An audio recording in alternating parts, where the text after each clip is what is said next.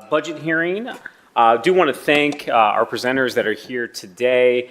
We do have directors Matt Smido from the Office of Education, Director Amy DeLong from the Civil Service Commission, Assistant Director Bill Webster from the Department of Development, and Director Jason Jenkins of the Office of Diversity and Inclusion, and Director Nicole Brannon from the Department of Human Services. Thank you for everyone for being here this evening.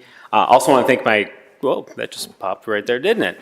I want to thank my council colleagues, in particular Council Member Nick Bankston, who is the chair of the Economic Development and Small Minority Business Committee, including the vice chair of that committee, Council Member Lord Esperoso de Padilla. And also want to thank Council Members Green and White for being in attendance this evening at this hearing. The purpose of tonight's hearing is to review and comment on the mayor's 2024 operating budget with a focus on the departments and offices that impact our city's economy and workforce.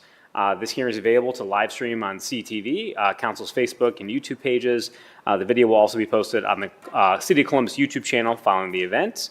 Also want to pause and see if my Councilmember Bankston, who is co-hosting this hearing with us here tonight, if he has any opening comments. Thank you, Councilmember. Well, again, appreciate all the directors and representatives from the administration for being here tonight. As we've changed our budget hearings this year, I think it's helpful to have this group of folks here as we take sort of larger views of issues that are happening in our community as it relates to back to our city budget. So I think the departments and offices that are here tonight directly impact, again, the workforce within Columbus and certainly educational opportunities that are here as well. So first, coming before council tonight is the Office of Education. And so I'd like to turn the floor over to Director Matthew Smido from that office to comment on the proposed budget for fiscal year 2024. Director? President Pro Tem Dorans, Co-Chair Bankston, members of council, thank you for the opportunity to present to you this evening the proposed 2024 budget for the Mayor's Office of Education.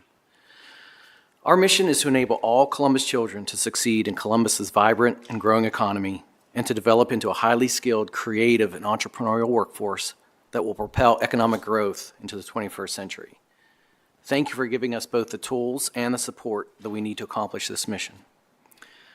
Our total proposed appropriation for the Office of Education is $13.5 million. The majority of this funding, $10.5 million, is for the Early Start Columbus initiative.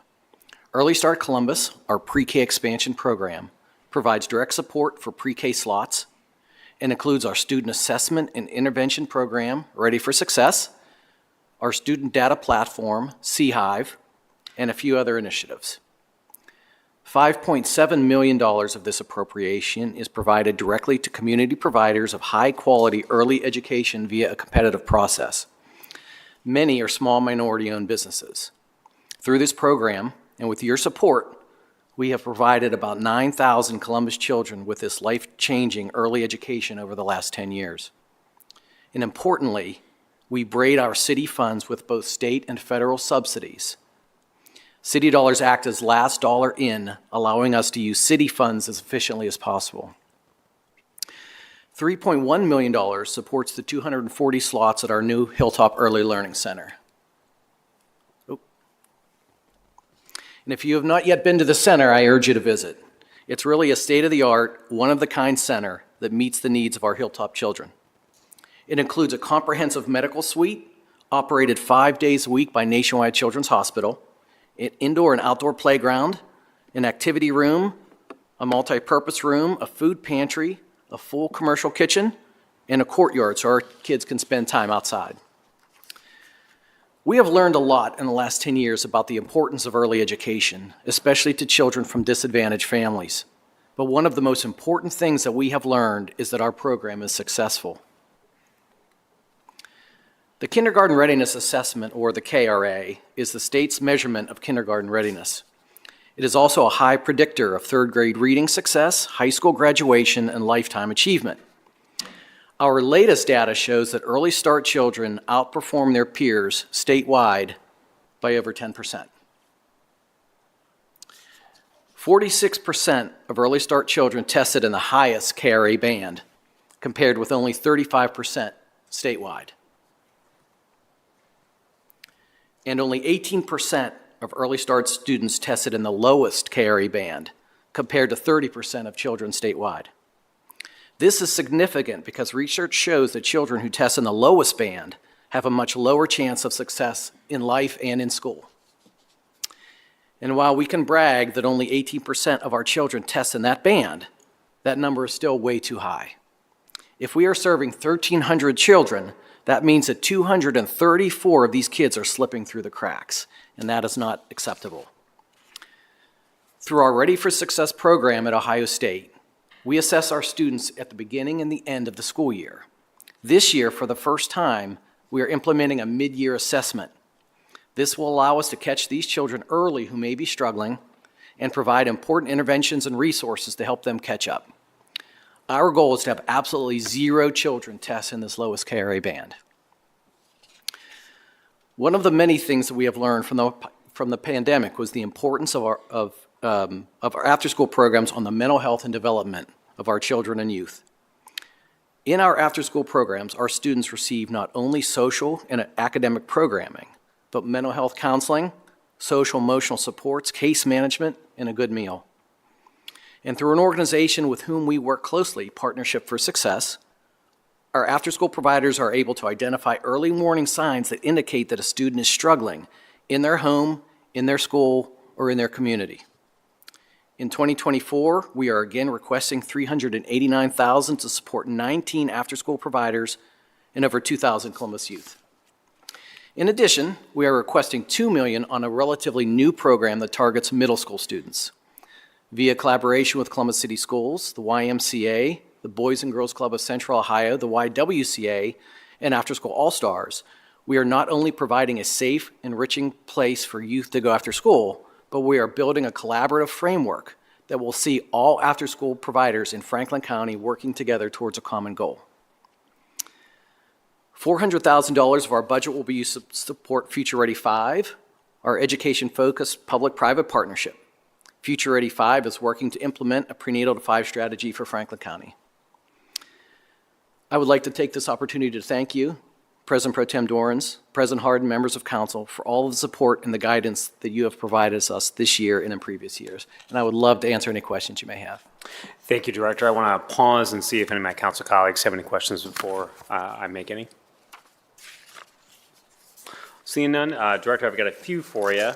So I noticed that there's a reduction of about, if I'm doing my math right, which this is a budget hearing, so I'm going to try, there's a reduction of about $717,000 compared to the 2023 budget. Can you talk about where that reduction sort of lies within the 2023 compared to what we have before us here today? President Pro Tem Dorans, thank you. A lot of times we oversell our early start program, kind of like hotels do when they oversell rooms, because we know historically some of our programs underperform. A lot of times when we ask them to tell us how many slots they want, it's before those kids are walking in the door, and they may not know what circumstances those kids have. And we have about 7 different categories they could choose from. So if they choose category A and a category B kid walks in the door, the cost is different. So sometimes they underperform, and so every year we go on our hands and knees to the Department of Finance and say, you know, we can either cut some kids out or you could give us some more money, and fortunately they give us a little bit more money every year. So that's probably, we may be going to Finance again this year, but we try to get better each year. Okay. Thank you, Director. You know, we know in Columbus, you know, socioeconomic status, racial classification in Columbus has unfortunately, too much of a predictor on young kids or young people's educational outcomes. So when we look at those after-school grants we're looking at, what kind of criteria is the department using to select those recipients of those grants, thinking through how are we doing the most with those funds, again, targeting you know, kids that unfortunately have not had enough access to programming and other educational supports in their life? President Pro Tem Dorans, thank you for that question. You know, there's so many statistics, and they're all so heartbreaking about, you know, kids who live in poverty, kids of color. You know, one of the most heartbreaking for me is that, you know, why we originally got into this work, is the effect of kindergarten readiness, especially on kids of color. The children of color who come to school less prepared for kindergarten than their peers often don't catch up. And that's really what drives our office. And because of that, all of our programming, which covers complete tuition for all of our children, our main criteria is that these children and their families are under 300% of the federal poverty level. Thank you.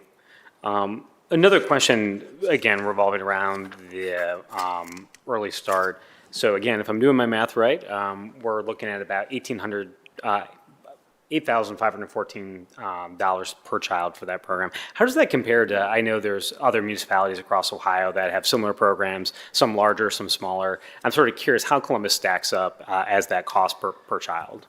President Pro Tem Dorans, thanks again.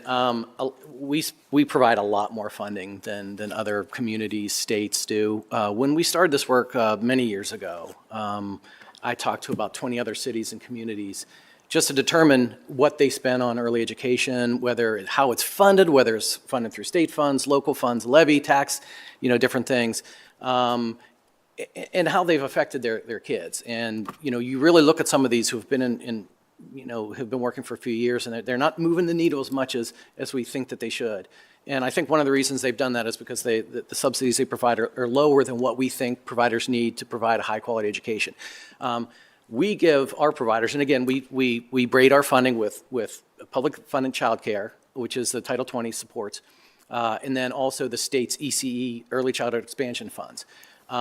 So that way we are able to get more money per slot and serve more kids than we would if we just paid regular tuition, maybe $10,000 per slot. But that does allow our providers to pay their teachers more, which in Franklin County, the average early childhood teacher makes $10.67 an hour, which is obviously, as we know, below poverty wages. This allows our providers to pay their teachers more. It enables them to provide screenings and programming that are hugely beneficial for our children. You have to catch these developmental delays early, so that, hearing, speech, so that they can be corrected before children lose too much time. And then also pay for professional development and move up, actually, in the states, step up the quality rating standards.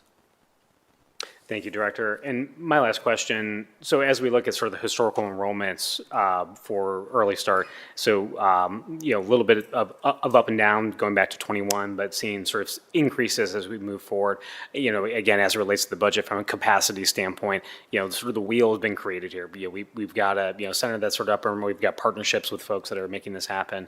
Just looking at future years, is there, in your belief, and we sort of had a little bit of that discussion about going to finance to seek additional funds when you have additional kids. This is something I think everyone says is going really well when you think about the young people that are being targeted, as we said earlier, young folks that predominantly kids of color, predominantly kids from, that have less economic stability than other families in Columbus. As you look towards this year, wanting to see that enrollment go up, you see there as a possibility in future budgets to be able to increase that number again. I know we're talking about 2024 right now, but as you've seen this program grow, has the sort of budget numbers been consistent with that per child cost in order to be able to say, yeah, if we put more money aside in the future, we'd be able to have X amount more kids that need this kind of service? President Pro Tem Dorans, thank you so much. Yes, absolutely. And I really do look at it, it might be cheesy, but I look at this like, if you remember the movie Schindler's List, and at the end, he's saying, if I could have just sold this, button or something, I could have saved one more kid. I feel that the same way, like every extra dollar we make, if we could help even one more kid, that's life-changing for that child and that family. But we do a lot of extra things too, other than our Early Start program. Of course, we have our regular Early Start program.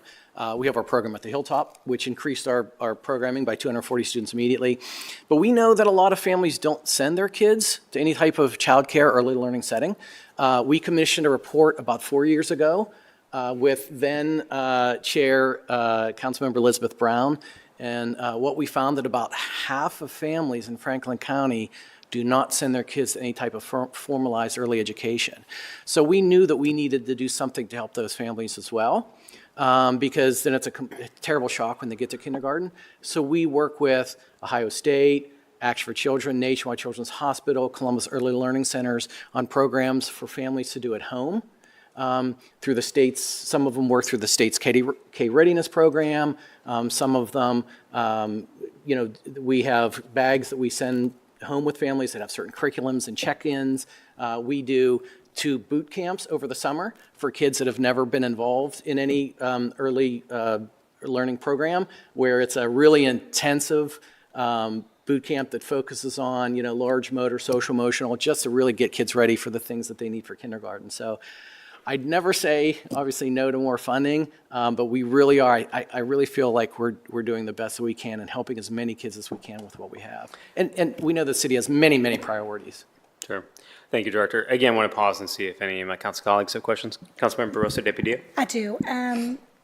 Director Smider, can you go back for just a second? I was trying to write down the numbers, keeping up with you, and I'm not going to pretend to do any math.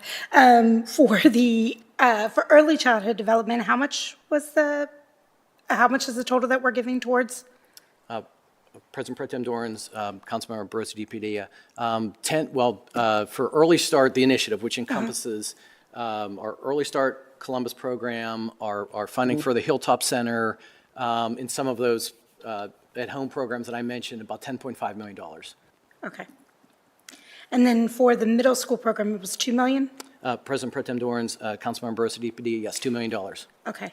And would you say, to go back to the point that President Pro Tem made before, our funding in terms of early childhood development has remained relatively flat, correct? President Pro Tem Doran's, Councilmember Barosa de Padilla. It's gone up a little bit every year, just slightly as we need it, as I mentioned. I get a certain appropriation, then I know I can go back to finance and beg for more funding. But it was increased significantly just this year and last year too. Even the center did open with our Hilltop Center. It's increased by the $3.1 million.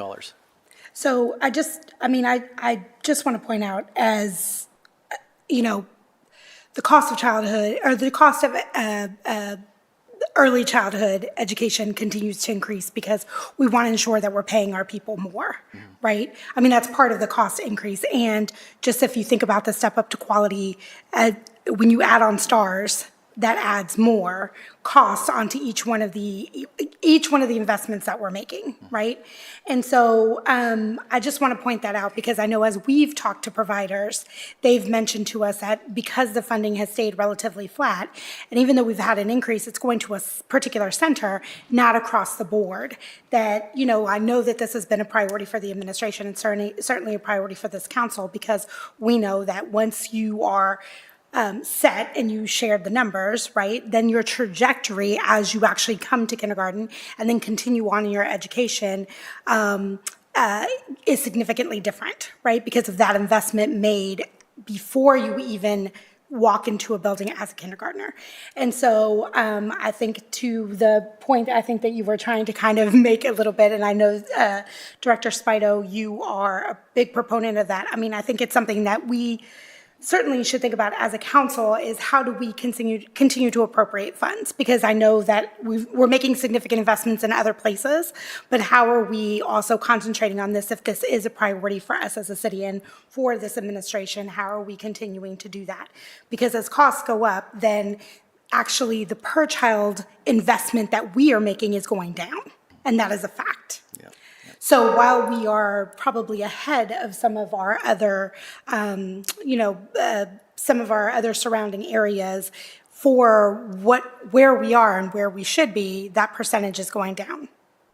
Would you say that is correct? President Pro Tem Doran's, Councilman Barosa de Padilla. Can I caveat one thing first? Sure. My budget has increased, it's almost doubled since 2019. Mm-hmm. In 2019, I think it was about $7 million. Now we're almost at 14.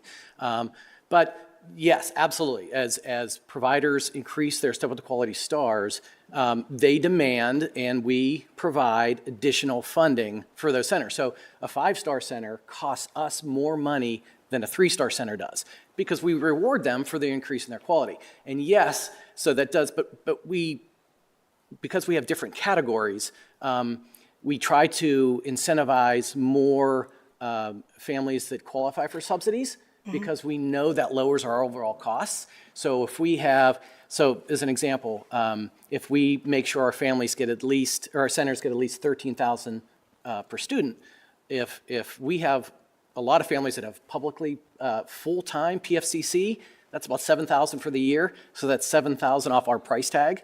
In addition, if they get the state's ECE funds, that's another $4,000. So that really cuts our costs down. So what we try to do, and it's kind of a puzzle game at the beginning of the year, when we get the requests that our providers make, and we sit down and try to factor in, well, you requested, 20 F slots. Those are more expensive. We can't give you 20 F slots, but we'll give you 5 F slots and, 3 Bs and, 10 As or something like that. So it does get more difficult every year. Sure. And I'm just thinking about on the back end, so we're helping families with children, but then when we're thinking about the working people who are providing that care, if we are not increasing their wages, then we're creating problems on the back end as well. So to your point about it being a puzzle piece, it's just something that we have to consider when we're talking about the investment is how do we create that balance so that we are giving people fair wages and ensuring that we are investing in their families in that way, not just the families that are seeking that care, right? So it's that duality of thinking about the equity of both. So thank you. Thank you. Thank you, Councilmember. Councilmember Green? I don't know how to work this thing yet. As a former family support specialist for an ACE program that was attached to a Head Start, like what seems like a lifetime ago, I just want to thank you so much for the work that you're doing. It's absolutely incredible and so needed. My question is not necessarily related to that. It's related to the after-school programs and particularly the expansion of the middle school programs that you mentioned. And my concern is around access. And I'm interested to know if anything in the funding request or if there have been any conversations about transportation. And I feel like I'm a strong believer in many cases, if we're not funding transportation to get our students home from these after-school programs, then we're really not funding an after-school program because we're not able to meet the needs of the people that are most at risk and most need to be able to utilize those services, especially just given the fact that during the school year, the sun goes down very early, it gets pitch black, and we're expecting kids to be able to walk home, sometimes a mile or more to get where they need to go. So interested to get your hot take on the issue of transportation. Thank you. President Pro Tem Dorans, Councilmember Green, thank you. And that was like, you shined a spotlight on the one issue that we're having in development of this program. But this is something that I'm the most excited about right now, that we're developing this after-school collaborative where we have all after-school providers work, and we're still building it. All after-school providers work together. They're not working in silos. That way, once we build this collaborative, we all share resources, we share data. The city is paying for professional development for all providers. We're paying for them to enable a curriculum and assessment system. We're paying for a data system that they can log into so that we can get aggregate data so that when we go to funders, we go as a system. It's not the Boys and Girls Club going someplace and YMCA going someplace and Girls on the Run going someplace. We go as a system and we request money and we use data to show what we've done and how we've succeeded. Transportation is our biggest issue. There's absolutely no doubt about it. We've done some in schools, in Columbus City Schools buildings. We're doing some right now at 4 middle schools because that way kids don't have to go from school to an off-site after-school location. It happens right there. And it's successful in some ways, but those kids still have to get home. And because a lot of our kids, because of the way the district is set up, they go to school in neighborhoods that they do not live in, creates a big problem, absolutely. And the same thing with going to offsites. Again, as you mentioned, they have to get there somehow, and they have to get home from those places somehow too. And these are middle school students. I don't want my middle school student walking home, by himself at a certain time of the night. We've explored a lot of different scenarios. We work with Columbus City Schools, still working on those, issues. One is Columbus City Schools. They suggested that one solution could be that middle schools could purchase a bus of their own and use to transport students home after those programming. Of course, the solution is their regular yellow bus. We've talked about using funds to purchase buses for some of our providers. Our providers don't want that. In fact, the YMCA just sold all their buses because they, like Columbus City Schools, are having trouble finding drivers too. So something that we've done, and thanks to technology and development, is we've mapped where all of our middle schools are, and we have put over that where some of our resources are, our library branches, our rec centers, our YMCA, our Boys and Girls Club, all of our after-school sites, with our safe routes to schools, really looking at where we can have a program. And then what we'd love to do is look at like certain crime data and things like that, so we could see, and attendance data in some of our schools, we could see what's happening in the community and what's happening in our schools. We could see that if attendance is really down in a certain school, maybe we need a program in that school. And let's look at, do we have it in that school? Do we have it look at one of our resources? If so, where are they? How far do they have to walk? Is it safe to walk? Do we have sidewalks and things like this? But transportation is, Councilmember, as you mentioned, our biggest issue right now.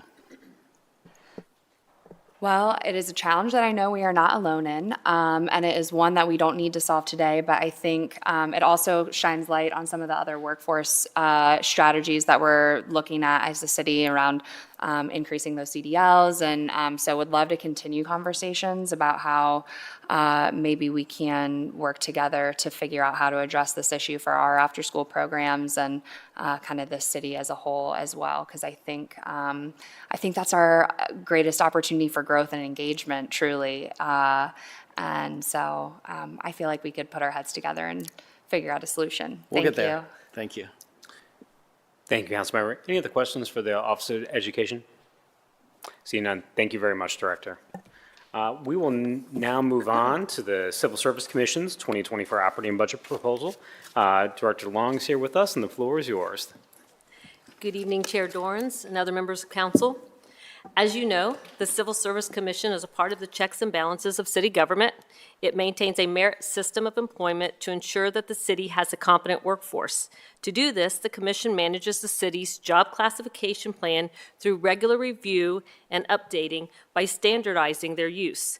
The commission also works with city departments to establish hiring criteria for city jobs and then assesses the qualifications of the applicants against the criteria. The commission ensures that individuals hired to work for the city are qualified for the work to be performed and are compensated appropriately. Each pay period, the commission reviews each personnel transaction and certifies that the city employees have been employed and are being paid in accordance with the city charter, city ordinances, and commission rules. To that end, the commission's budget request for 2024 is $6,690,434. This reflects a 14% increase over our final 2023 appropriation of $5,871,540. This increase reflects the cost of an additional full-time personnel analyst, increased part-time and temporary employee costs associated with police officer testing, which we will be testing continuously throughout 2024, as well as the medical and psychological contracts associated with the increased number of police and fire candidates. And on top of all of that, we are planned this year for our firefighter entry-level testing, which occurs every other year and is by far my most expensive test. Expected primary expenses for our 2024, I'm just going to say these on kind of the average. Our personnel costs are around $5 million. Our materials are around $85,000. Our services are at $1,161,000. Our other expenses are $300,000. That $300,000 is a grant that we give to the Workforce Development Board of Central Ohio, who actually contracts with the Alvis to do the EDGE program, which is our second chance program that I've been, I think, most of my career here have been associated with. And I think really that program in a place like Alvis allows us to facilitate opportunities for more people to get assistance with that second chance for employment. Outside of that, with the adoption of the requested budget, the commission will have a total of 41 full-time employees, 12 part-time regular positions. These positions are critical to the maintenance of 650 city job classifications, an overall class plan, maintenance and administration of 250 competitive, qualifying, non-competitive exams, including the entry-level police and fire, which are the contractually required safety promotional exams as well. Biweekly verification of 500 personnel transactions. That's anybody who gets hired, promoted, terminated, retired, moving from one department to another department. those transactions are necessary for the city to produce paychecks. Meeting with where was I going with this? Oh, we also, under the Charter and Ohio Revised Code, are associated with employee appeals for not only the city of Columbus, but for Columbus City Schools, which are the majority of our appeals that we hear at our commission. And those are appeals for individuals who are suspended for more than 3 days or terminated from their position. Within the city, it's the same, but we don't do it for all contracts. We do it for police and fire. If they choose not to go through their union, they'll come before us. And then for MCP employees, if they choose to go through the hearing process. Outside of that, I would like to thank you, and I'd like to entertain any questions that you may have regarding my budget. Thank you, Director. I want to pause and see if any of my colleagues have questions at this time. Councilmember Weich? Thank you. Thank you, Director DeLong, for your presentation. Appreciate the opportunity to hear more. As a newbie, I'm just trying to learn, so appreciate that. I wanted to ask about the process the commission uses to upgrade job classifications. Can you speak to that a little bit? Absolutely. Councilmember Weich, the city has more than 650 classification. Those classifications are reviewed every 5 years as a part of their regular review. As a part of that review, the commission sends out a questionnaire to every individual in that classification. The questionnaires are then reviewed by their supervisor. Their supervisor then has the ability to make comments.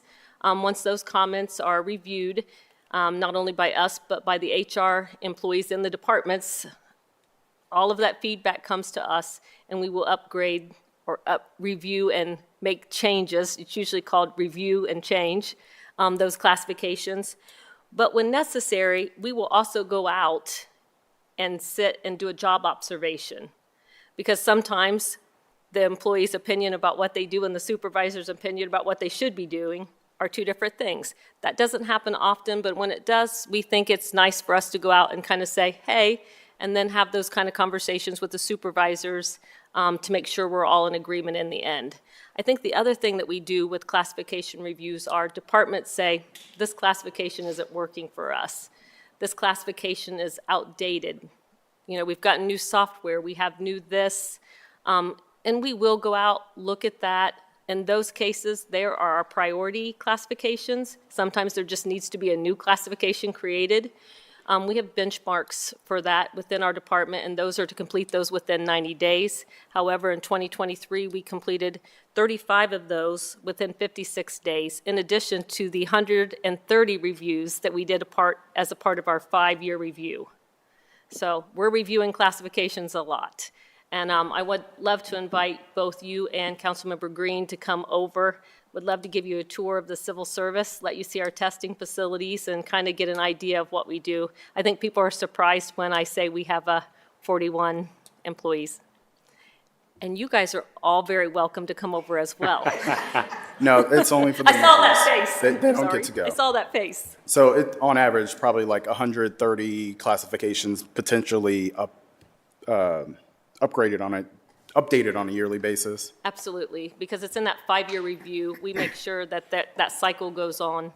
And the other thing I think is important is when we have a family of classifications, like say Office Assistant 1, 2, and 3, we're reviewing that during the same year, because if you review Office Assistant 2, you may affect both 1 and 3 in the process of that review. Thank you. Just one additional question.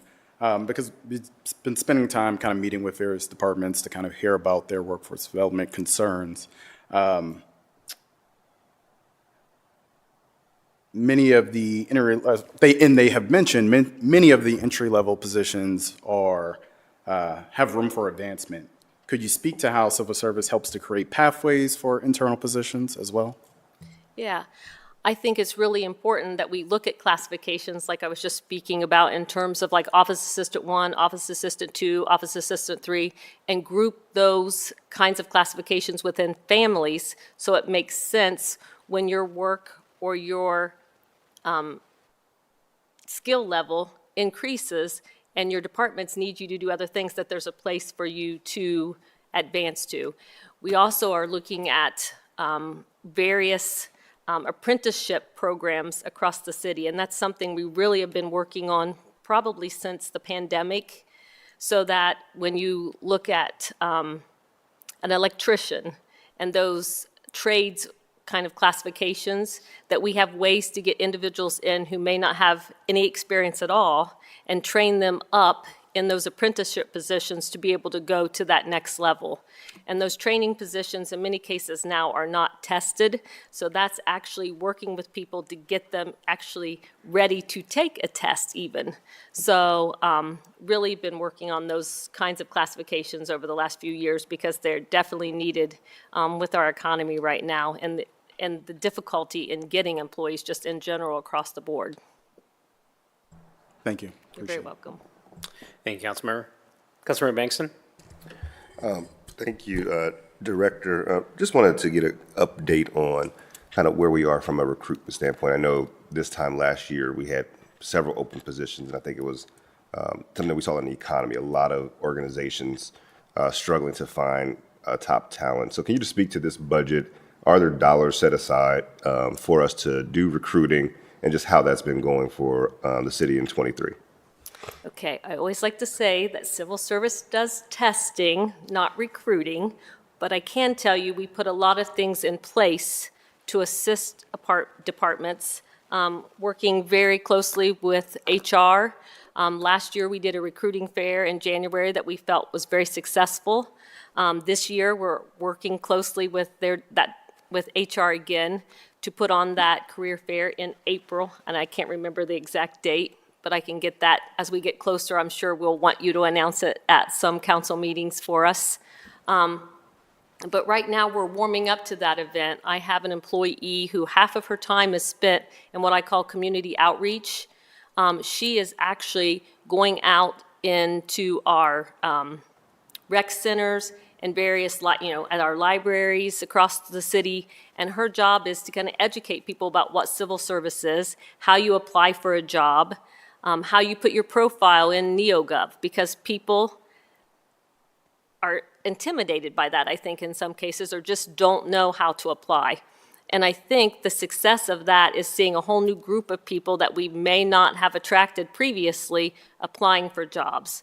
I think some of the other things that we're doing in civil service to help out with recruiting is offering language proficiency points on our police officer test. So we actually contract with a language organization that prepares a test, and we give points based on that proficiency in 8 of our main languages that we previously, or still I guess do, when we have to contact translation services during police conflicts or police issues that they're going out and handling. We looked at the 8 most common, and those are the languages that we're given, I can't say that word, proficiency points for. We're also giving extra time for those individuals with English as a second language. Outside of that, I was trying to think of other things that I know that we're doing that I wanted to make sure I mention, but I think that's just to name a few of the things I think we're really working on trying to increase those individuals on our list. Thank you for that clarification, and thank you also for that collaboration with our Human Services Department. Thank you. Councilmember? Thank you. Director DeLong, I have a question around how frequently do we update our tests? When do we use data to inform that process? We know that there are different kind of learners. We know people are not good test takers. We know that, in some test-taking situations, they're not equitable. They do not speak to whether it's language or, we've seen a higher percentage of people of color who don't necessarily pass all of our tests.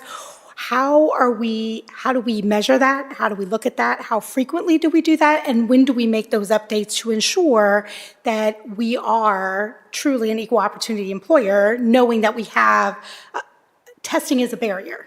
Yep. And we know that.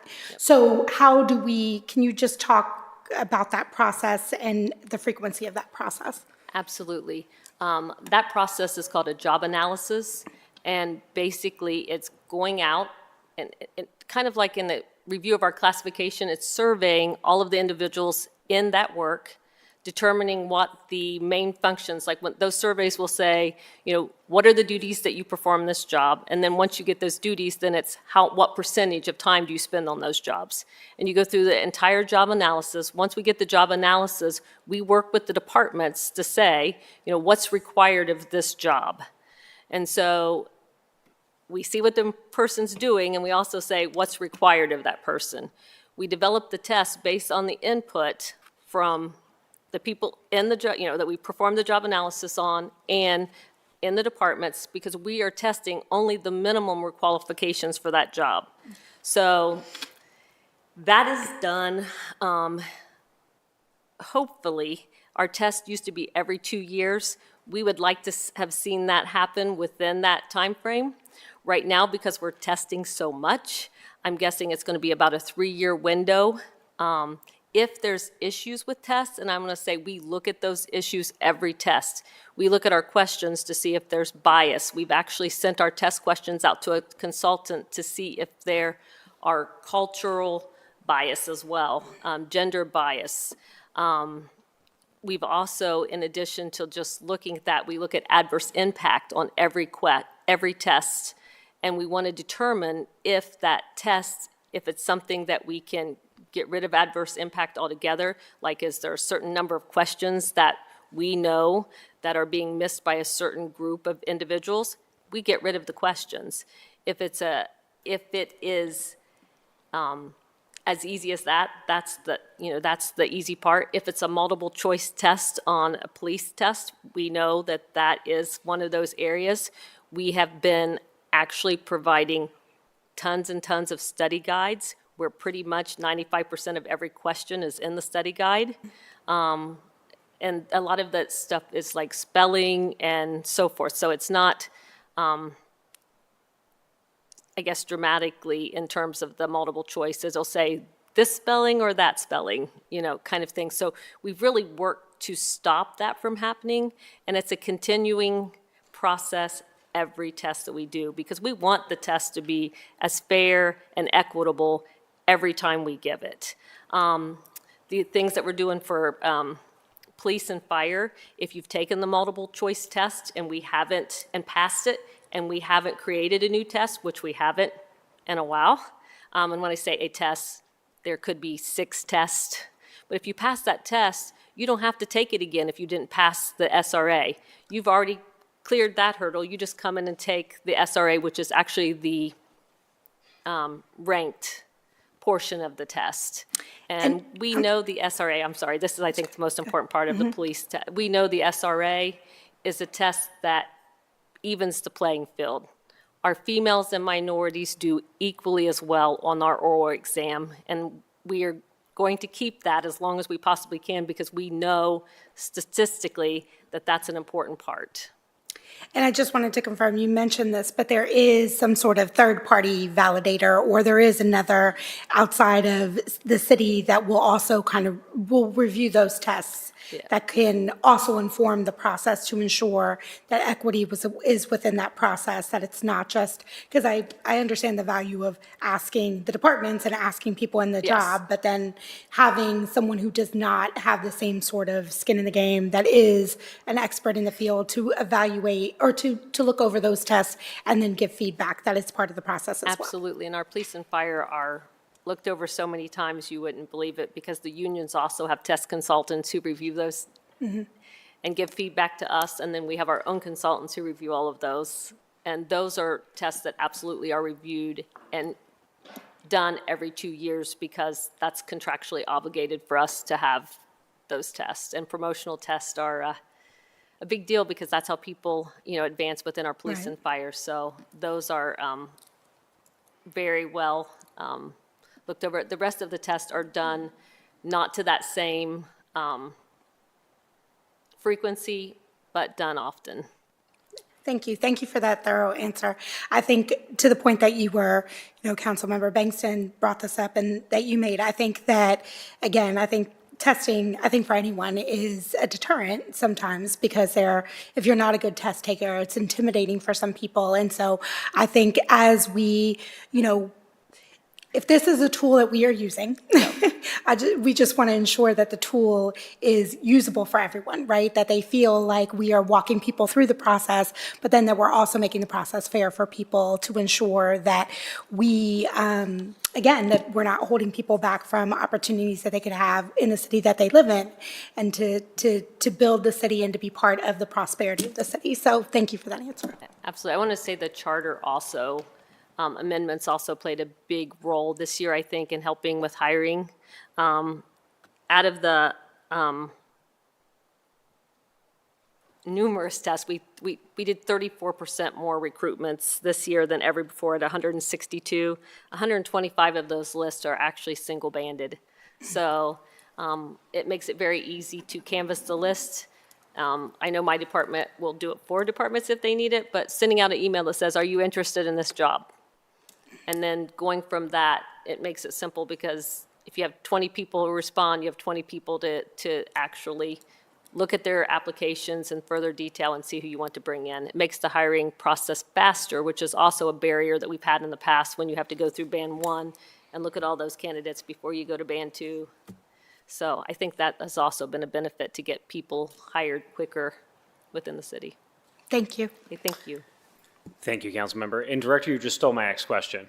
One of the things when we talk about the reason that obviously, the Civil Service Commission exists is to ensure that we have a competent, workforce of the city, to ensure that there's a transparent hiring process. But obviously, one of the knocks over the years has been sometimes that hiring process is slow because of the testing that we've just talked about here.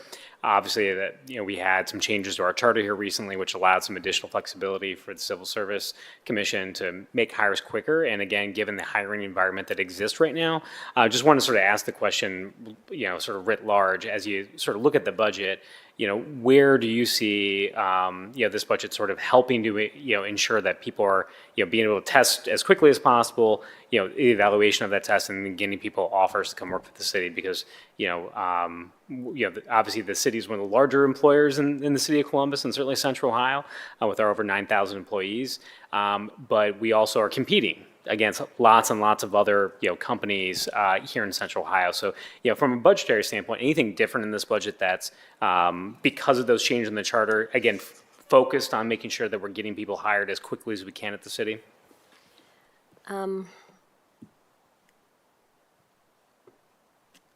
Councilmember Doran, I think one of the biggest thing I would say is having Charday, who is my person who is going out and doing the educational portion. I think having the job fairs, getting the applications in quicker, getting people, one of the things we're going to do at the job fair this year is actually tell people these are the jobs that you're eligible to apply for. Based on your minimum qualifications, based on your qualifications, these are all the positions you can apply for in the city.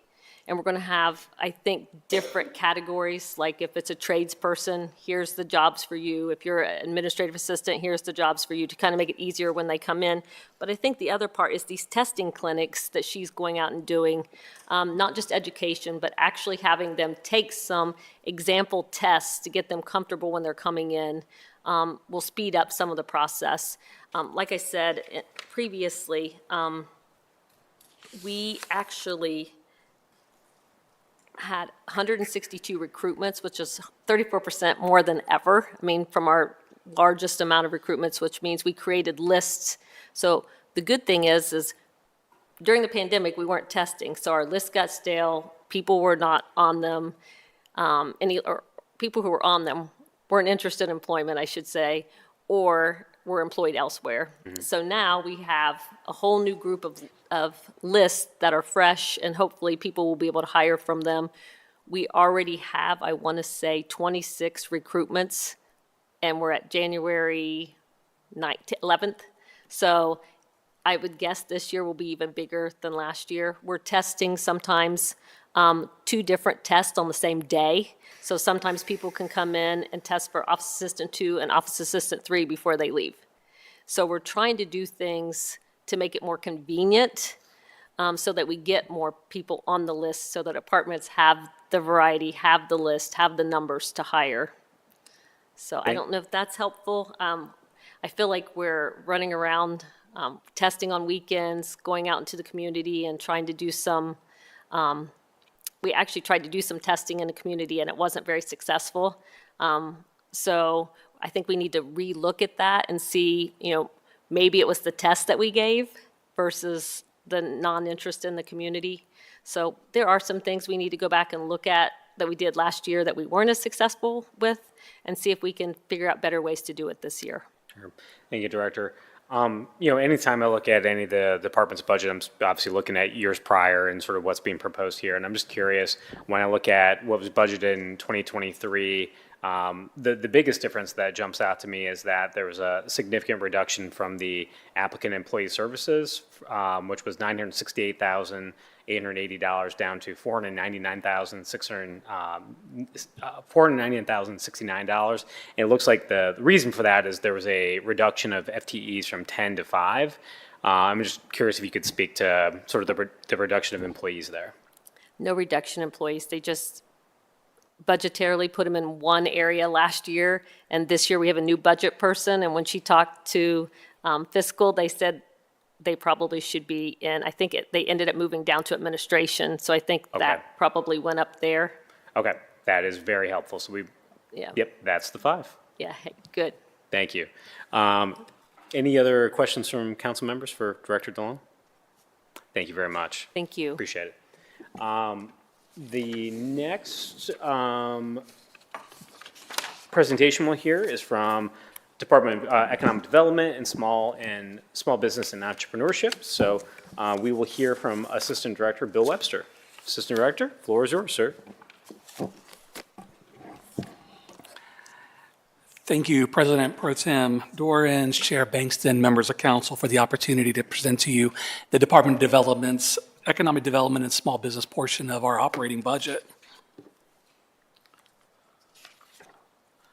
So I'd like to begin with a look at our 23 accomplishments. I think it's good to look at where we've been to kind of explain how it directed us to go forward. So among our successes in 2023 is the investment of $674,000 using our community partners to provide services to over 400 small business owners.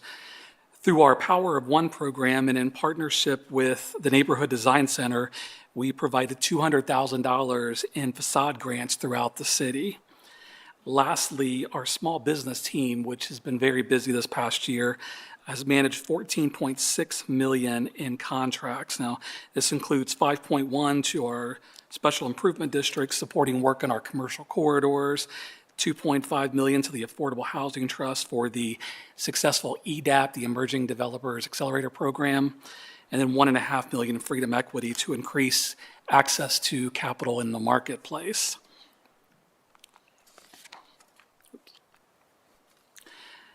With regard to the job creation, over the past 5 years, our economic development team, with support from Columbus City Council, has utilized incentives to create over 21,000 new jobs and retain more than 6,600.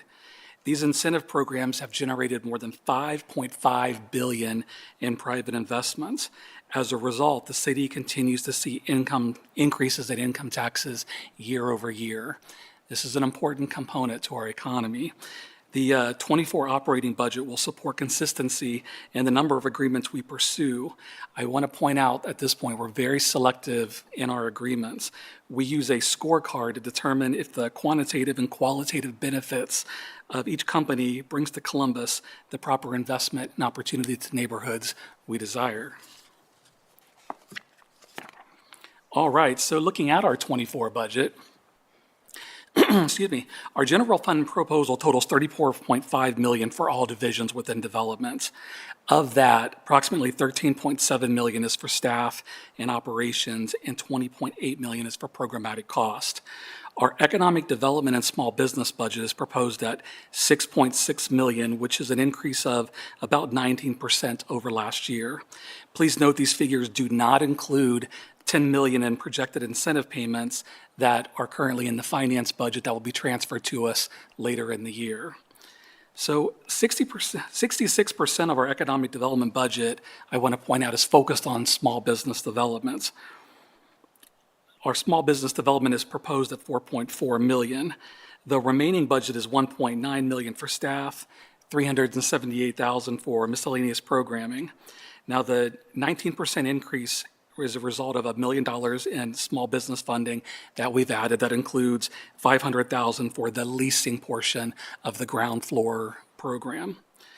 So I'd like to recognize that economic development manages approximately 110 million in funding annually that flows through their team.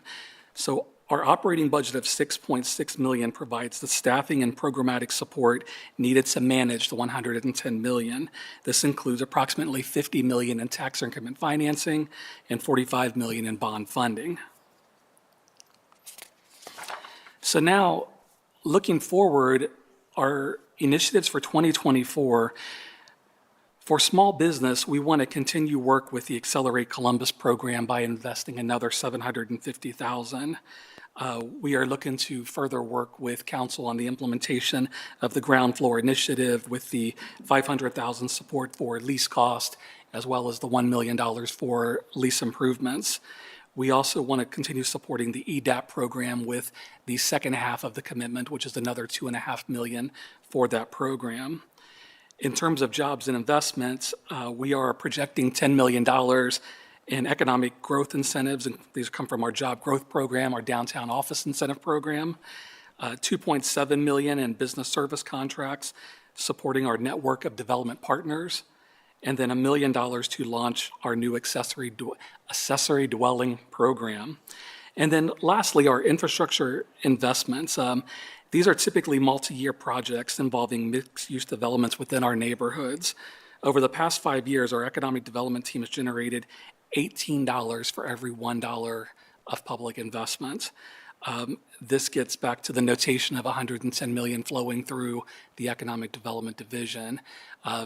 These collaborative programs are how we feel is best to support the economic vitality of the community.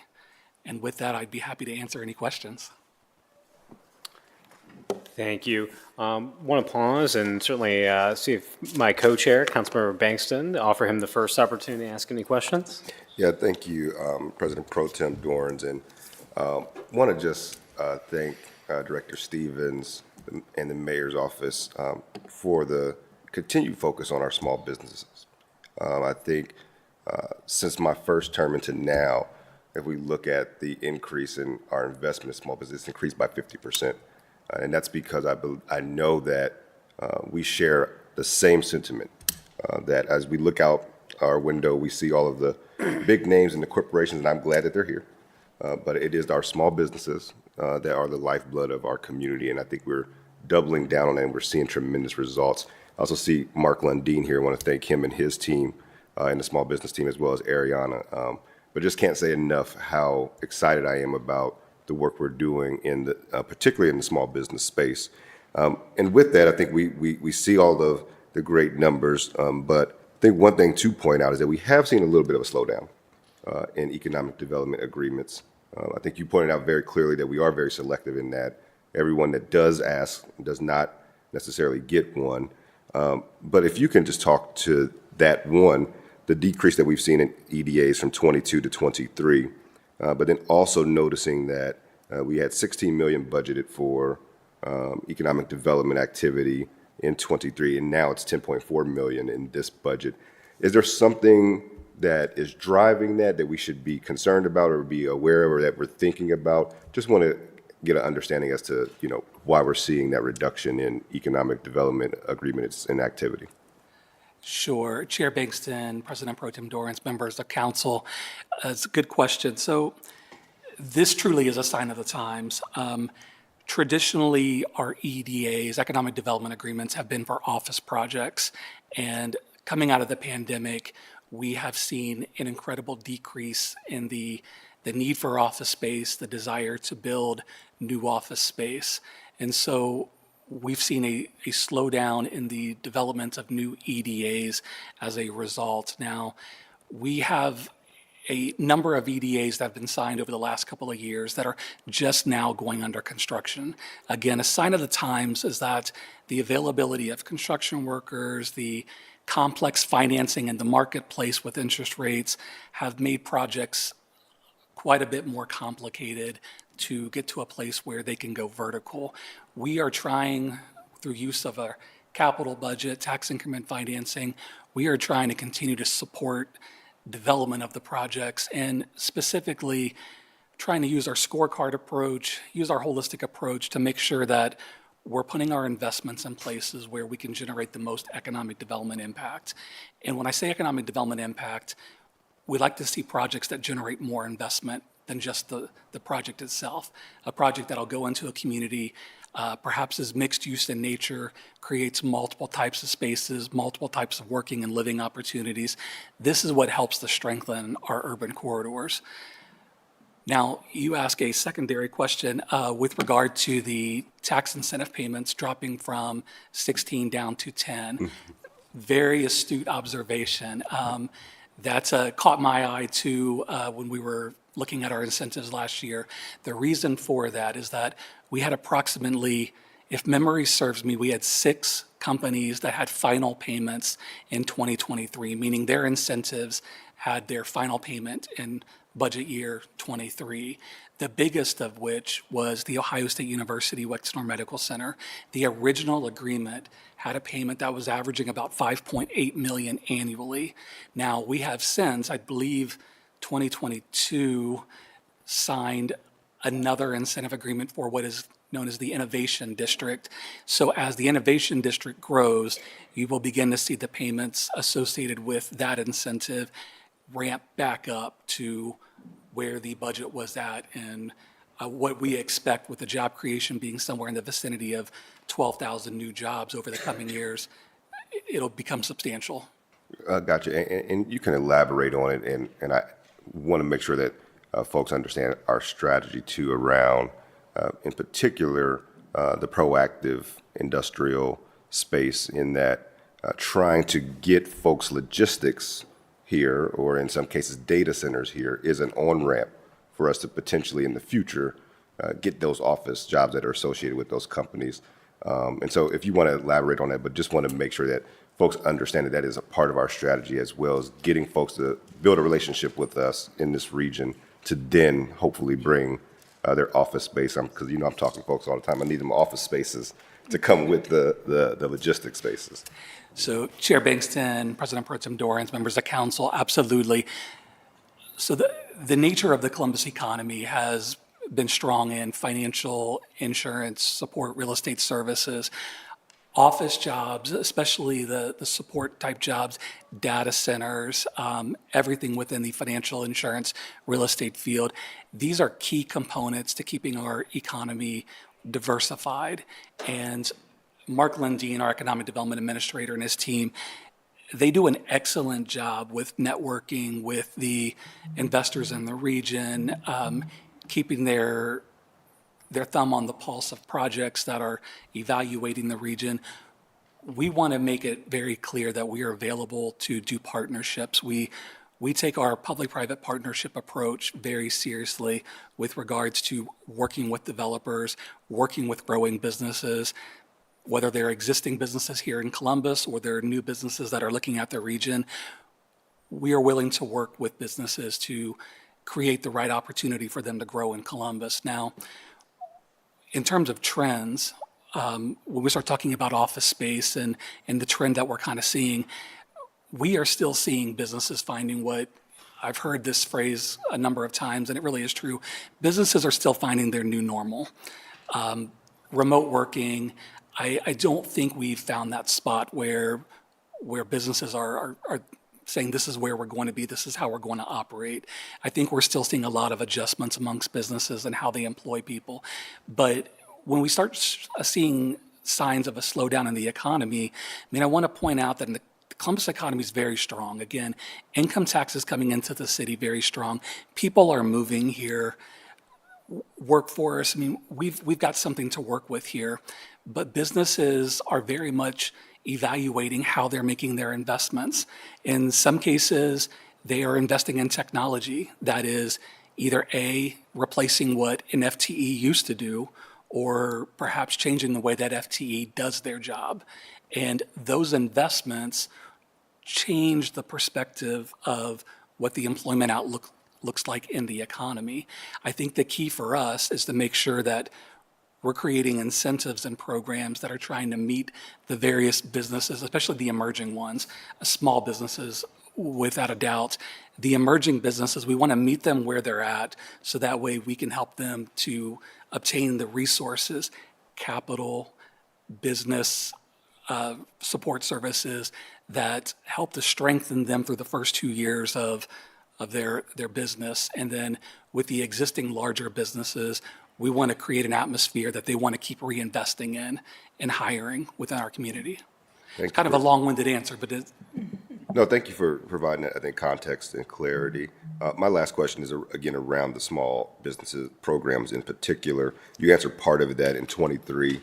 Looks like we were able to impact just a little over 400 businesses. With the increased funding for Accelerate Columbus and some of the other small business programs, what's the anticipation of the number of businesses we are looking to impact and have participate? So Chair Bankston, President Pro Tem Dorrance, members of council, I'm glad you asked that question, because that was the final conversation that Mark Lundin and I had this afternoon, in which And I asked it because if you didn't know the answer, Mark is here, so he would be okay. he's probably aching to come up and answer that question. We believe we'll be able to help in excess of 800 more businesses with the increased dollars. Great. Thank you. Thank you, sir. Thank you, Chair. Other council members? Well, Assistant Director, I wanted to ask a couple of questions, and a lot of these sort of relate to a historical basis. We have $4.5 million set aside in this budget with this department to support homeless prevention.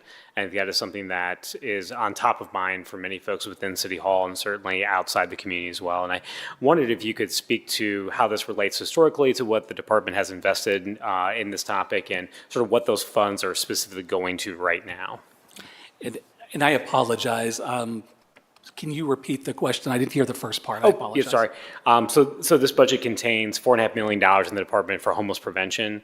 Wanted to sort of ask generally if you're aware how that relates historically of what the department has spent on that subject, and certainly what those funds are going for in this budget as it relates to homeless prevention. So President Pro Tem Dorrance, members of council, when we start getting into homeless prevention, we are providing services through CSB. Traditionally, they have been the primary provider. We put money into the emergency rental assistance. We provide services through homeowner counseling. The idea is to come at this from multiple different facets with respect to not just simply focusing on people that are currently homeless, but focusing on meeting people at various parts along their journey. Again, we want to make sure people are properly housed. We want to make sure the resources are directed to community partners that can best utilize those resources. We're always dialoguing and engaged in trying to make sure that whether it's the close to $100 million in emergency rental assistance, or it's $16 million in home ARPA dollars, we want to make sure that we're working in ways that have the most meaningful impact with use of those dollars. Thank you. And when I look at the operating budget for the department, it seems like the largest expansion from FTEs, it's within the administrative portion of the department. I wonder if you could just speak to sort of, I think, if I got it right in front of me, so 23, there was 44 full-time employees that were categorized as administration within the department, and that's moving up to 62 proposed. I'm just curious where those positions are sort of landing. So President Pro Tem Dorrance, members of council, we are working with finance on that number. I don't believe that number is correct. We're trying to understand the calculation with regards to FTEs. Now, with regards to our budget, we are expanding within our human services and homelessness by several employees because we want to continue to grow that program. But our larger expansions are taking place within our housing division, in which we're looking to bring on another approximate 8 to 10 FTEs that are working in combination of the lead program, the affordable housing program, et cetera. So we're going to be working with them to understand perhaps maybe that is an error. Okay, thank you.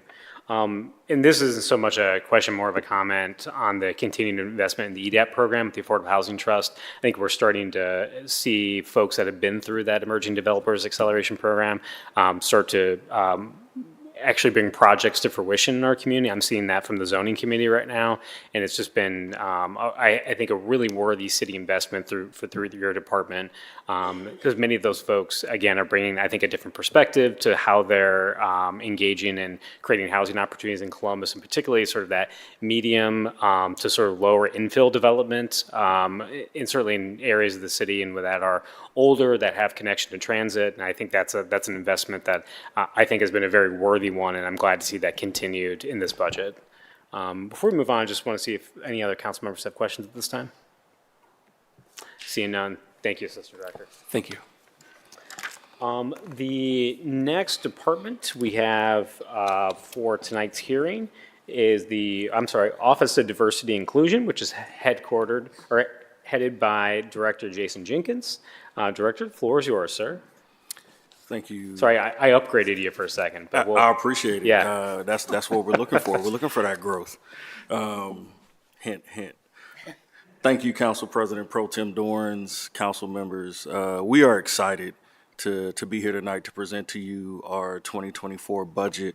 I brought two of my team members with me to help elaborate on our excitement and some of the details. I didn't want to take up all the time and spoil it with just my voice, but I also wanted to bring the voice of the team and also show the diversity of the team.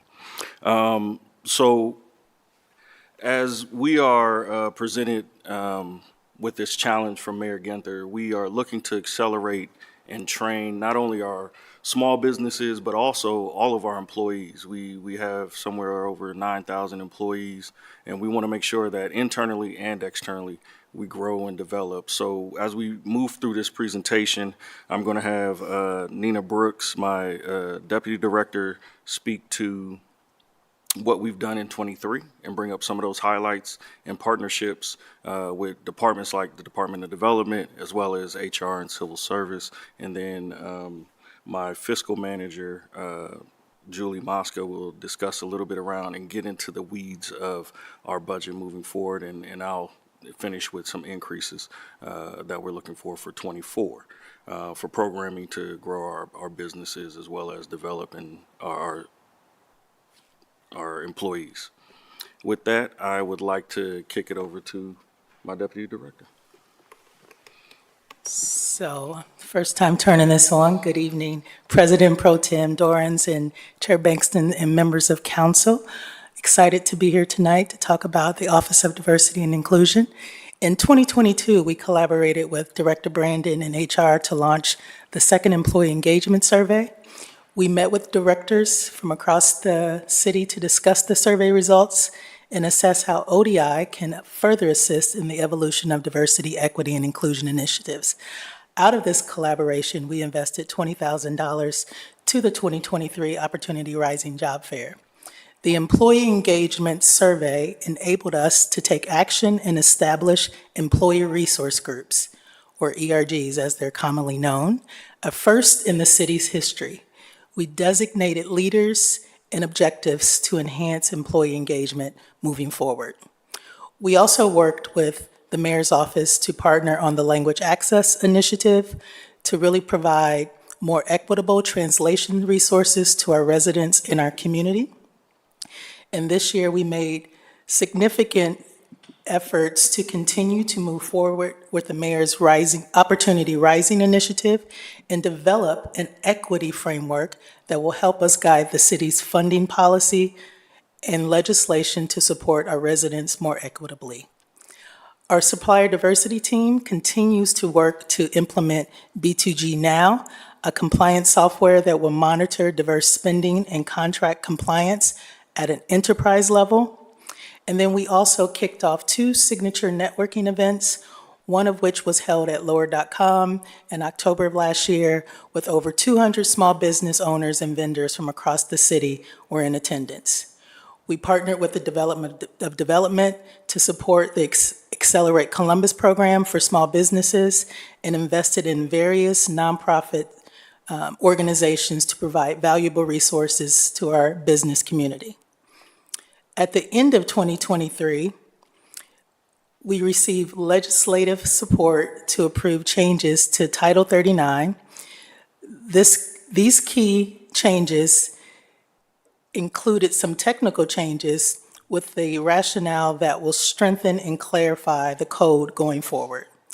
I will now turn it over to Julie Mosca to talk about our budget for this year. Good evening, President Pro Tem Dorans, Chair Bankston, Council, and guests, and thank you, Assistant Director Brooks. Our 2024 operating budget closely mirrors the allocation of 2023, directing a substantial 82% toward personnel, 0.5% of materials, and dedicating the remaining portion to programming support and initiatives. Currently, our team consists of 12 FTEs, and we anticipate hiring an additional 2 in the coming months to align with our authorized strength.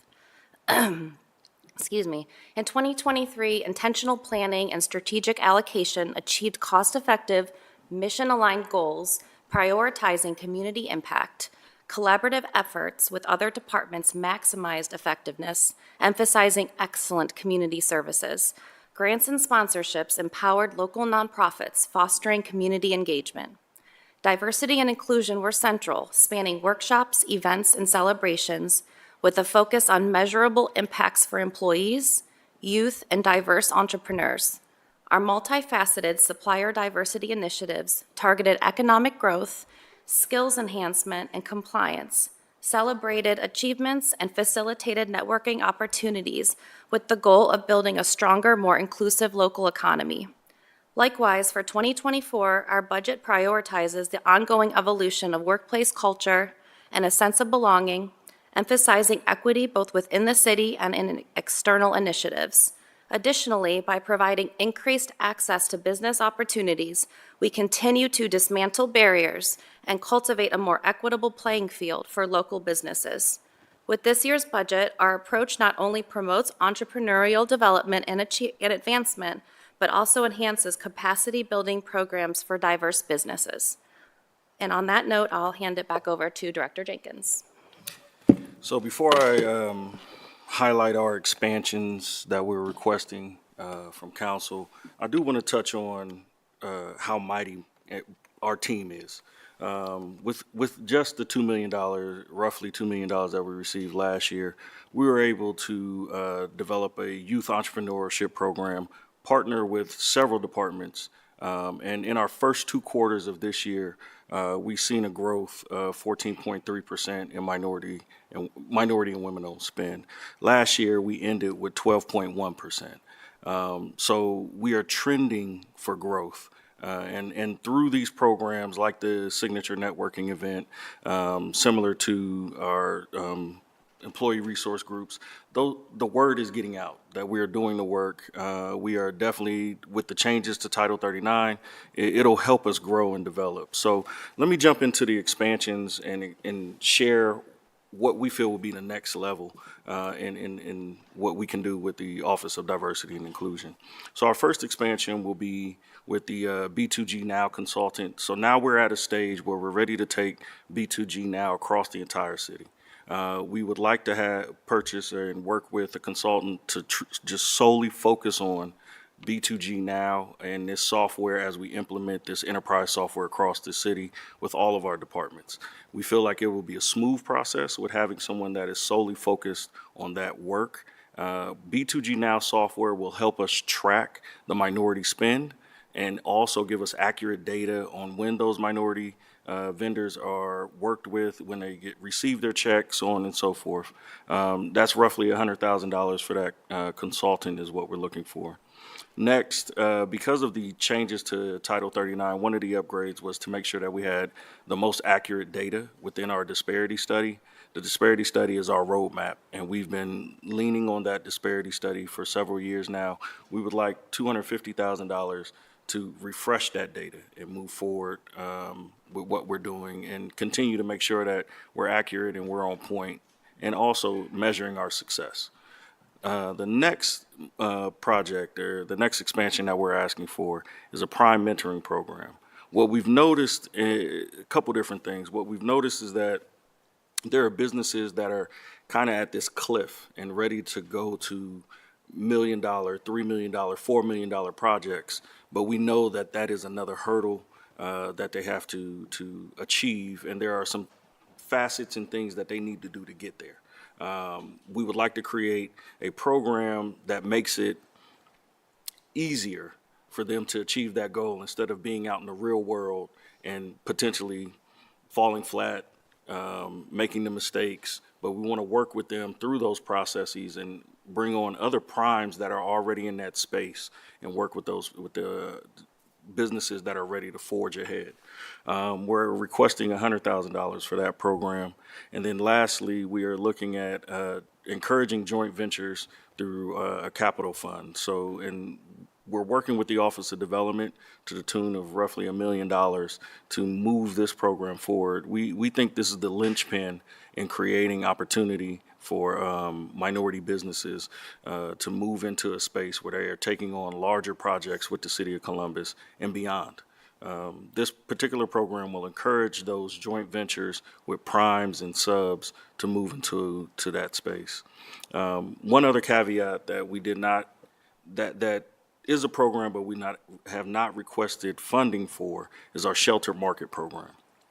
We are building a shelter market program, so you can see and what the shelter market program is a program that will look at projects that are under $100,000 and really identify small minority women-owned businesses that can go after those projects and not have to compete against the larger primes in that space. So they can take advantage of growth. They will still compete like any other business, but they will be competing against businesses their size, which makes it more advantageous, more obtainable for these businesses. And so if you look at that shelter market program, the prime mentoring program, and the joint ventures, you see a line of growth there, from small business, mid-sized business to large business. And that's what we want to create, is that continuum, all in partnership with our joining departments.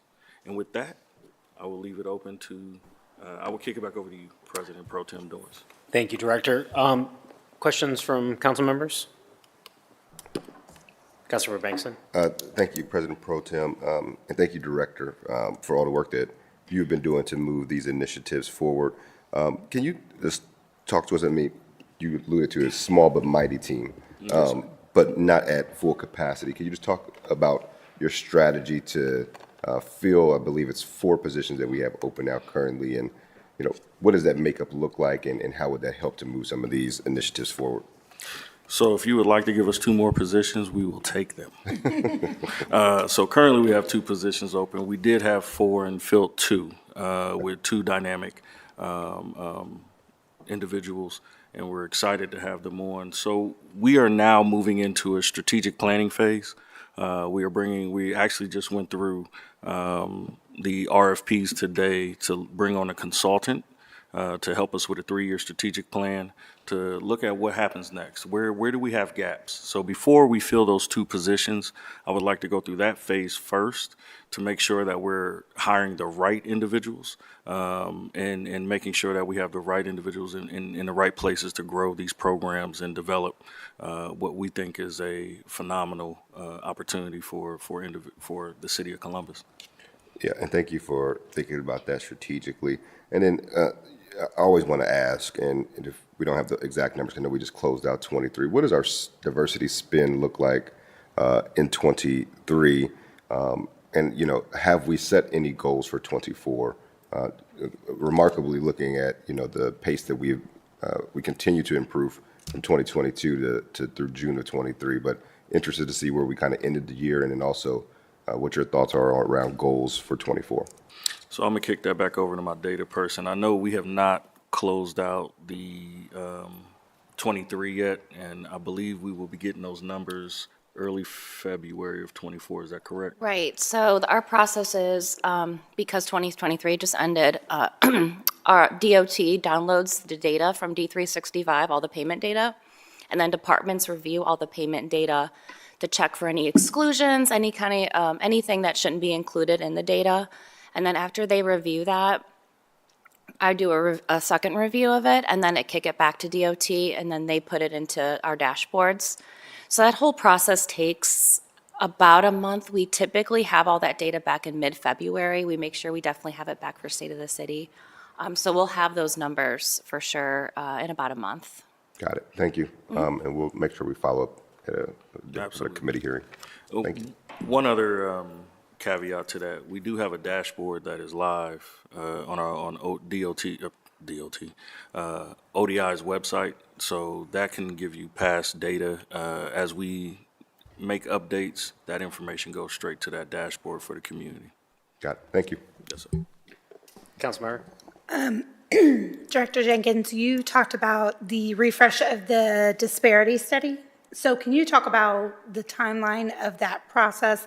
And then how do we disseminate that information afterwards? And then my assumption is from there, we create goals. And can you just talk about that process for folks watching? Absolutely. So we are looking to refresh the data that is internal to the city of Columbus. The timeline for that process, it depends on the budget. So once we receive our final budget award, we will look at putting out an RFP to receive requests for moving that information forward. We believe it'll take about a year to work with all the departments to get the information that we need. Seeing that we've gone through this process already, we hope that it'll be a smoother process to just refresh the data. We're not looking to recreate the wheel here. We know the formulas that we used prior to. We have our existing disparity study, and so this is just to look at where we're at. That way we can present that information back to council. And because through the Title 39, once that information is presented to council, we'll probably have I'm assuming some public hearings to discuss the findings of the refreshed data, and then council will decide whether the disparity study is needed to continue to move forward as we are existing, or if we have met the goals that we need to meet to satisfy the disparity study.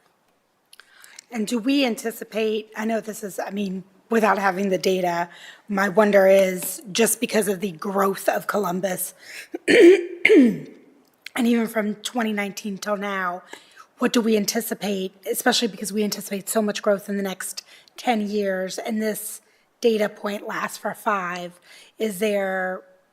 what do we think, what anticipation are you making in terms of what the disparity study may show? And then would that require us to maybe do the study sooner just because to match our growth? Like, I'm just thinking about our landscape is changing so rapidly that how do we stay on track, and how do we ensure that we are not just hitting those goals, but that we are staying on track with the changing landscape of the city? Councilwoman Barosa de Padilla, if you would like my honest opinion, yes, we are growing exponentially as a city, but our disparities, as we've seen through COVID, have grown with those. And our community, certain parts of our community is seeing that growth and seeing prosperity within that space. There are many, many parts of our community that are not. And the barriers still exist to workforce diversity, to supplier diversity. So in my humble opinion, I feel like we will still see a disparity within those numbers because of the growth. And until we as a collective, not just a body within the city government, but also in the private sector, identify and hold true to the values of making sure that we do see equitable change, we will not see liberation. So in my humble opinion, I do feel like we will still see a disparity, and we will be moving forward with new ways to grow our community within an equitable way. And then my last question around this piece is just, so when we look at those goals that we're setting, and that's goals across the city of Columbus, right, in each one of our departments, what is the accountability? Right? So obviously, we have accountability to the community, but I'm just thinking, how do we hold both departments accountable, but then also, how do we help to change some of those behaviors to ensure that we are meeting those goals as a city? Absolutely. So within this new, we are actually in the process of revamping our manual, and in our second version of the manual, we will have penalties to assess, which will come in front of council when those goals are not met by our primes. We will also be working with our departments to make sure that we have annual trainings on the procurement side as well as the contracting side to make sure that we are staying abreast of what's happening. They have the latest information from us on how to look at some of the structural barriers that are just built into our system. So we want to make sure that we are staying innovative within our departments. We want to make sure that we are holding our primes and contractors accountable when it comes to the goals that are set on projects. Thank you. Thank you. Thank you, Councilmember. Councilmember Green? Promise I'll learn how to use this. Director Jenkins, I just have a quick question for you, to go in line with Councilmember Rosa De Padilla and her line of questioning. When we're looking at the disparity study, I understand traditionally we look at contractors, right, like your traditional contractors. Has there been any thought given to including in this next round of evaluations a look in equity issues and parity in the way that we're also funding nonprofit organizations, and how those awards are being, identified, tracked, monitored, and whether or not there's equity across the types of programs that we are also funding to address not just equity in the contracts themselves and the organizations themselves, but also the breadth and the depth of the community and the populations that we're impacting with those investments. Thank you for that question, Councilmember Green. We are not currently looking at how the city works with funds our nonprofit sector. We are only targeted on the supplier side, the purchasing and the supplier side.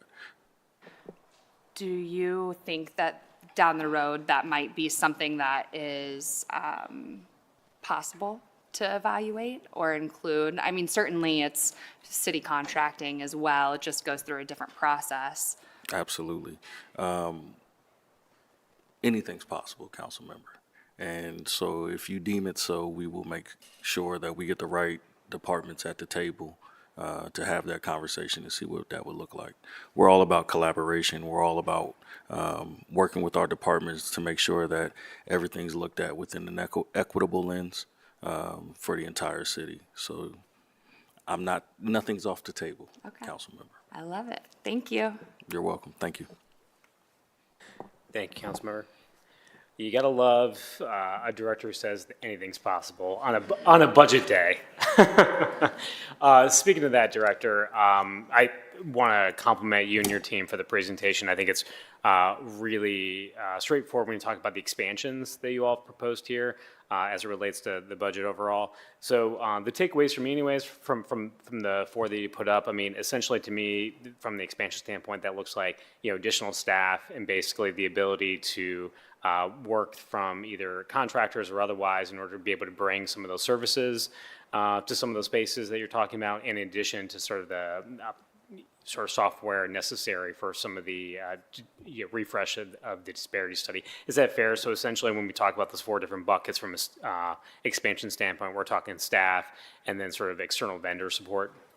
Yes, sir. So looking at staff, looking at external vendor support, and then also partnering with departments to create that life cycle for our small minority women-owned businesses so they can have a playbook, just a start and a finish. Not every business wants to grow to become a prime, But if they do, we want to be able to create an opportunity for that to happen. And, I think this is both a budget question and also not a budget question when we talk about that growth. So I think from a very intentional space, and you and I have talked about this before, how do you, I think the phrase you used a moment ago, you sort of get to that cliff and you can either go off it when you don't quite have the resources and mentorship to get you to the next place, or you can have that kind of support and thrive, right?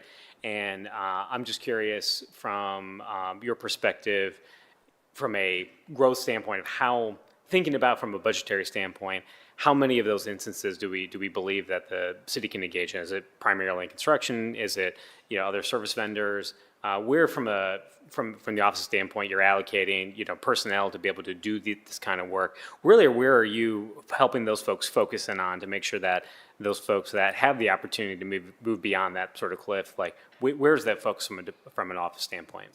So through this strategic plan, we're going to try to be more lean in certain areas. The software, the B2G software will allow us to do that and really get off the pencil and paper work, so to speak, and move into a more, and utilize that technology and allow it to do that work, which frees up staff to focus on these particular programs. So the way we're looking at the Prime Mentoring Program is similar to the EDAP program. We've seen such success out of it. Why recreate the wheel? We want to create cohorts with small business owners that are in similar fields, which then feeds into that joint venture opportunity. So the joint venture doesn't necessarily need to be with an existing prime in a sub, but what about 2 subs or 3 subs coming together to create a joint venture to go after prime opportunities? And the only way to do that is the EDAP program, and I've watched it grow and develop from inception. It creates a level of trust as well as knowledge and education. And I think that's something that we're missing amongst our small businesses, is there is a level of trust and a mindset of scarcity. And to get out of that is you got to build these opportunities for growth and development. And that's what we believe we can do here in the Office of Diversity and Inclusion. Thank you, Director. I'm not sure there's anything I like more than anything's possible, then let's not recreate the wheel, especially when we talk about budgets. So, Yes, sir. Director, thank you to you and your team for being here tonight and answering questions and providing the information to council. Unless there's any other question from council members, thank you again for being here. Thank you, To President. you and your team. Next department to come before council is Human Resources. Director Brandon, welcome back to council. Good to see you this evening. Thank you. And the floor is yours. All right, I appreciate it. Good evening to you, President Pro Tem Dorans and members of council. I do thank you for the opportunity to present the 2024 budget. I'm not sure if you can hear me okay. For the Department of Human Resources. This budget for the department includes funding for both the general fund and the employee benefits fund, totaling $10,732,488. The 2024 general fund budget is $3,658,238. This supports 15 full-time employees and 1 part-time employee. The general fund provides funding for all citywide training programs, supports the Equal Employment Opportunity Office, the compensation section, and the employee resources section. In addition, funding is continued for the Mount Carmel Police and Fire fitness contracts related to physical fitness and wellness testing for police officers and firefighters in the amount of $1,152,948. This includes sufficient funding for the firefighter cancer screening initiative. All contracts are consolidated in this department to enhance service delivery and increase efficiency in contract administration. The department continues to focus on improving workplace safety with an objective to decrease workers' compensation costs. This budget provides funding for occupational safety and risk management programs and purchases of safety and protective supplies to keep employees safe. The 2024 Employee Benefits Fund is $7,074,250. This supports 35 full-time employees and 1 part-time employee, and these totals include 3 additional full-time staff, which were approved in our expansion request. For an Employee Benefits and Wellness section, Employee Benefits Analyst 2, in our Occupational Safety and Health section, an Industrial Hygienist, and in the Administration section, an Office Assistant 3. The Employee Benefits Fund provides funding for all citywide benefits and wellness programming, labor relations functions, occupational health and safety programs, and the Veterans Affairs section. In addition to this, funding is continued for several professional service consultation contracts, including Aon, the employee benefits consultant, Baker Hostetler, the city's labor relations consultant, who also serves as the city's chief labor negotiator, Mount Carmel Occupational Safety and Health Clinic, MedQuest, who provides independent medical exams, Brown and Brown, who conducts healthcare audits. Funding is included for additional software support for benefits-related programs in the amount of $80,000, and this is for Dayforce and Ceridian updates. And there's no changes to the remaining contracts that's supported by this fund, which include United Way, SafeX, and Sedgwick. For the most part, this does summarize the budget for the Department of Human Resources. Again, there were no expansions requested to the general fund, and the expansions for the Employee Benefits Fund for additional full-time staff and funding to support software for the renewal of a labor costing model through GovInvest. Those were approved and will allow the department to maintain and enhance our service delivery. At this time, if you have any questions, I am happy to entertain them. Thank you, Director. Questions from council members? Councilmember White? Thank you. Director, appreciate you being here and for the presentation. And as a quote-unquote new hire for the city, appreciate the work of the Human Resource Department, especially Dayforce, and getting all that in there. So Thanks. could not do that without you. So thank you again. My question, not really related to the budget, but just wanted to get your thoughts on it. Following the passage of Issue 1 in November, the city of Cleveland announced a change in their drug testing policy to follow the will of the voters. I'm curious if the administration is planning on doing something similar. Well, thank you for your question. Yes, this is more of a policy question rather than budget. However, we have been in discussion with the city attorney's office regarding how the legalization of marijuana impacts the policy that we currently have. What we found in our discussion is that, the city of Columbus is a drug-free workplace. And so the legalization of marijuana does not really change our standing there. There's an expectation that city employees come to work prepared to work in a safe manner, free from impairment, whether that's a legal substance, marijuana or alcohol, or an illegal substance. They would be subjected to reasonable suspicion testing that would include marijuana, and that will not change. However, we did consider whether or not testing for marijuana at the pre-employment stage is something that creates a barrier that we need to talk about and determine whether or not changes to our policy as it relates to pre-employment should change with the legalization of marijuana. So again, those discussions are underway. The question is extremely timely. We met yet this week to talk about it and intend to continue discussions until we figure out a way to incorporate the changes necessary and based on the new law as it relates to pre-employment.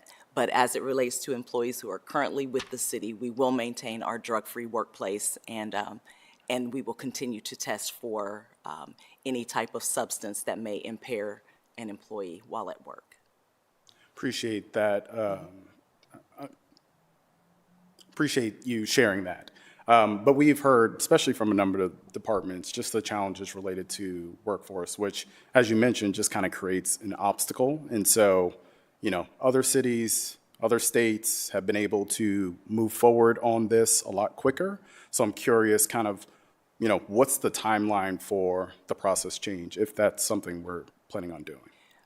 Actually, we've been in discussions with departments under the administration for several months as it relates to medical marijuana. And quite frankly, the departments who may be experiencing some challenges with hiring also have really had some hard time embracing the idea of accepting medical marijuana across the board. So the discussions have been ongoing for several months, even before the legalization of marijuana. We talked about the medical card and whether or not we want to accept that as an employer, but we were not able to really settle on whether we will or we won't, and that's why we included the city attorney's office, because we think it's really important that we are consistent across all departments in what we do and what the policy allows us to do. And we weren't successful in that area, but then since then, obviously, the marijuana has been legalized, and so we're now in discussion as to whether or not the substance should remain on the panel when we're testing for pre-employment. And again, I think that we can move forward rather quickly now that issue 1 has passed. I think that we can move forward rather quickly and continue to identify any barriers to hiring. And you're right, some departments have expressed that as a barrier, and so we are trying to address that in a quick manner. Thank you, appreciate the, Sure. Any other questions, council members? Director, I just, one question I have for you. I noticed in the summary that we were provided by finance, it mentions that there's a proposed $100,000 reduction due to anticipated expenses going down for outside counsel for labor relations. I was curious if you could speak to that. It's a little bit surprising with contracts happening right now that we'd see a reduction there.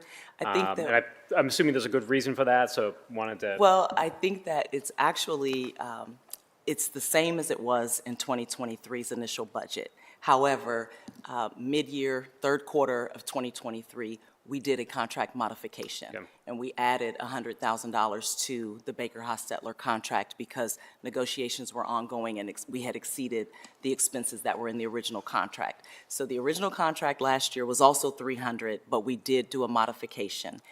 This year, we expect that the $300,000 that we're allocating will be sufficient. However, I'd like to reserve the right to come back if necessary, but I do think that this year, we have IAFF, FOP, and AFSCME, Local 1632, and FOP OLC. It always depends on how the negotiations go, whether or not there's a need to extend them for fact-finding or conciliation or anything like that. Those types of determinations, may impact whether or not the $300,000 will carry us through the end of the year. Absent those, we do believe that $300,000 is sufficient, but we will have to make a modification if necessary if there are issues that come up that may extend the negotiations. Thank you, Director. I appreciate clearing that up. That sort of stuck out to me as, hey, we're on a contract year. Generally, legal costs don't go down when that happens. That's so right. I appreciate clearing that up. Another question, when I look at sort of the just overall department personnel summary, we're looking at adding, it looks like 5 or so positions in employee benefits. I'm just curious, so the Employee Benefit Fund Administration, it has a budgeted 46 from 2023 to propose at 51 this year. I don't know if there's anything in particular that those positions are going for when it comes to employee benefits. They're not all employee benefits, but they are all supported by the Employee Benefits Fund. Got it. Okay. And so that includes 3 full-time employees. I think that the number that you're seeing, 46 to 51, is a roundup that counts part-time people. Sure. But there are 3 full-time positions that we requested. One of them is in our occupational safety and health section. It's an industrial hygienist. That position is necessary to support departments that don't have a safety professional with them.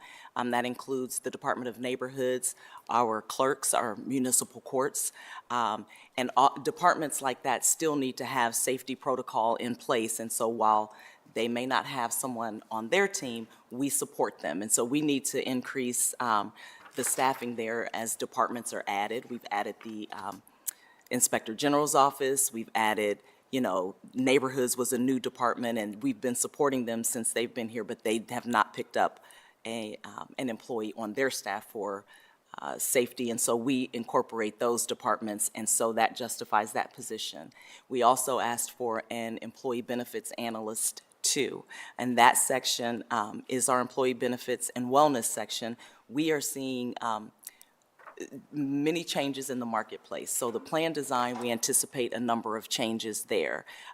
We also now have the option of being in a like a regular PPO program or a high deductible health plan. And so with those two different types of plans, with 6 bargaining units, with enhancements to our plan design, the services and the calls and the questions that come in are really increasing. And I think additional staff in that area will allow us to respond to those questions quickly to our employees and work more efficiently with our vendors in those areas.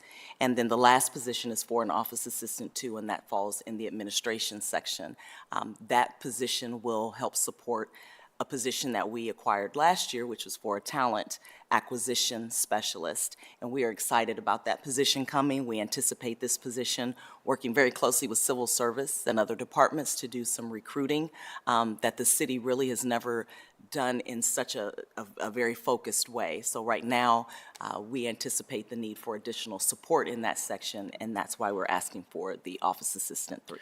Director, I'm really glad to hear that. I mean, one of the things that has frustrated me a little bit over the last few years has been, we have a number of service contracts across departments, whether those are janitorial or others, in which we just know we believe we're a really good employer as a city when we think about the wages we offer, the benefits that we offer, and I'd much prefer many of those positions be hired directly by the city, because we know what those wages and benefits means to families here in Columbus versus what that may or may not, those individuals and families may or may not get from another contractor that we're hiring for those positions. So I'm just really glad to hear that.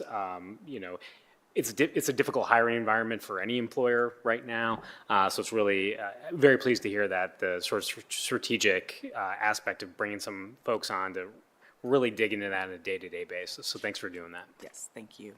Any final questions from council members? Director, thank you very much for being here. I appreciate it. Appreciate it. That is all the budget presentations we'll have for this evening. We do have one public speaker for this evening that signed up to speak at tonight's hearing. That's Mr. Nathan Harris. Mr. Harris, please come on up. Welcome to council. Podium's up here. If you want to introduce yourself, let us know if you're representing any organization. And generally, we give folks 3 minutes, but take as much time as you need. We don't have a line out the door, so good to see you tonight. Good to see you. Well, good evening, everyone. Again, thank you so much for the opportunity to speak here today. I stand before you to represent an organization called See Brilliance, and it's an organization that's deeply rooted in the belief that every child possesses an innate brilliance waiting to be discovered. So our mission is clear, which is to provide STEAM, science, technology, engineering, arts, and mathematics, educational experiences and opportunities to Black and Latinx children and families that's rooted within their respective culture, so that they might be able to see the various life applications that they can gain from those skills in order to benefit their direct communities.